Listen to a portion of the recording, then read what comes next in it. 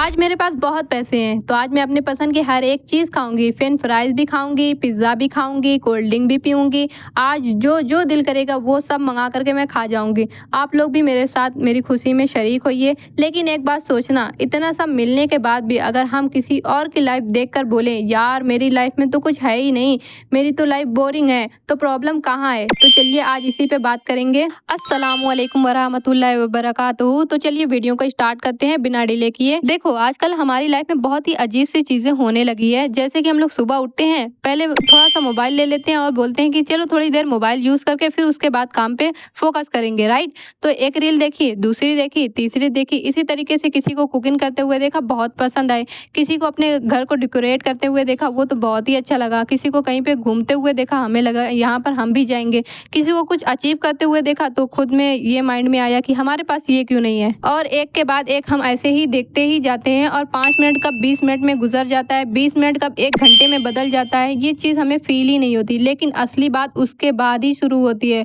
Phone side में रखा और अचानक से अपनी लाइफ देखी और दिल से निकला यार मेरी लाइफ में तो कुछ है ही नहीं। सबकी लाइफ कितनी अच्छी है, मेरी ही लाइफ इतनी बोरिंग क्यों है, मेरे साथ ही ऐसा क्यों होता है। लेकिन एक सेकंड, हमने उनकी लाइफ कितनी देखी? 5 मिनट, 10 मिनट या फिर 30 सेकंड की एक रील। बस उन कुछ मिनट को देखकर हमने डिसाइड कर लिया कि इसकी लाइफ कितनी परफेक्ट है, कितने बेस्ट है ये।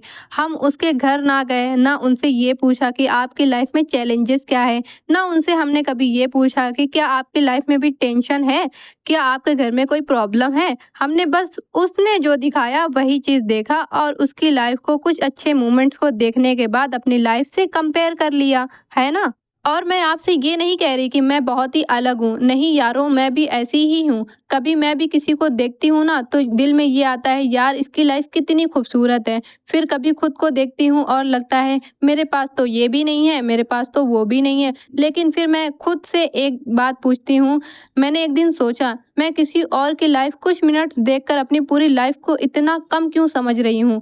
और शायद हम सबको ये सवाल अपने आप से ज़रूर पूछना चाहिए। लेकिन अब मैं आपको एक और बात बताती हूँ तो गौर फरमाइएगा मेरी बात पे।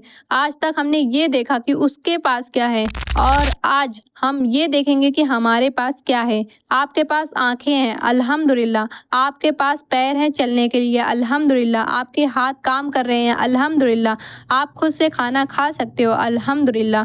आपके पास पानी पीने के लिए, अल्हम्दुलिल्लाह। आपके पास खाना है खाने के लिए, अल्हम्दुलिल्लाह।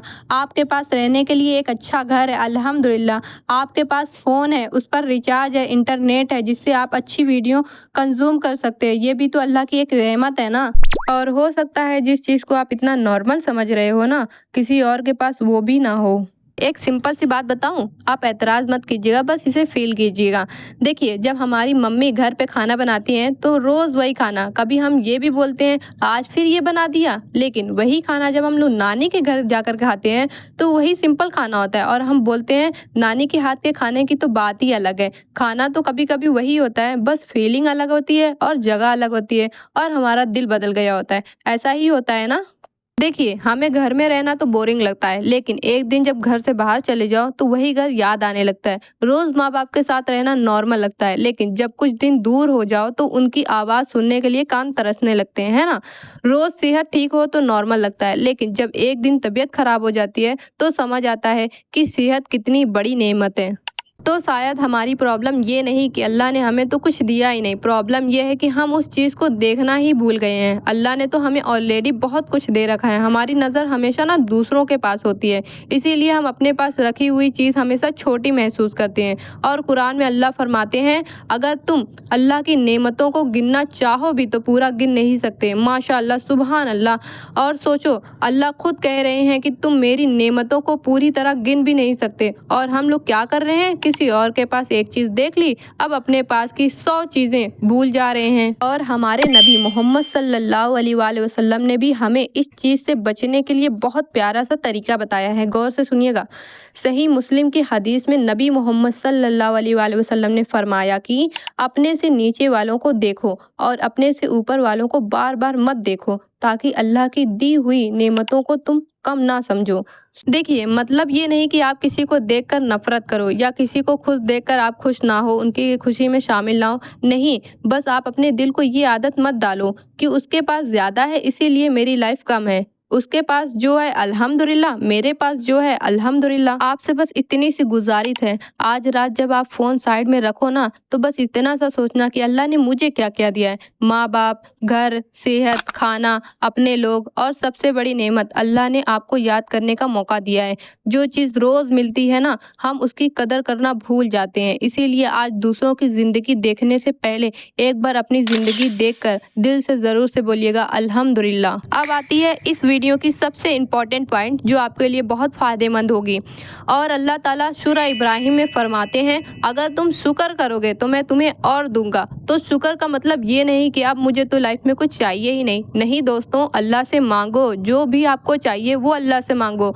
अपने लिए पार्टनर अच्छा मांगो, अपने फ्यूचर के लिए दुआ करो, लेकिन जो आज अल्लाह ने दिया है ना, उसको देखना सीखो। क्योंकि जो इंसान आज की नेमतों की कदर नहीं करता, कल मिलने वाली चीज़ में भी शायद उसको सुकून ना मिले। एक चीज़, किसी को देखकर आपको भी कुछ करने का दिल करता है तो ये बुरी बात नहीं है। अगर वो कहीं घूमने गई है और आपको भी लगता है कि मुझे भी यहाँ जाना है, तो आप दुआ करो, प्लान करो, मेहनत करो। अगर कोई कुछ सीख रहा है और आपको भी सीखने का दिल करता है तो सीखो, लेकिन ये मत सोचो कि उसके पास है तो मेरी लाइफ बेकार है।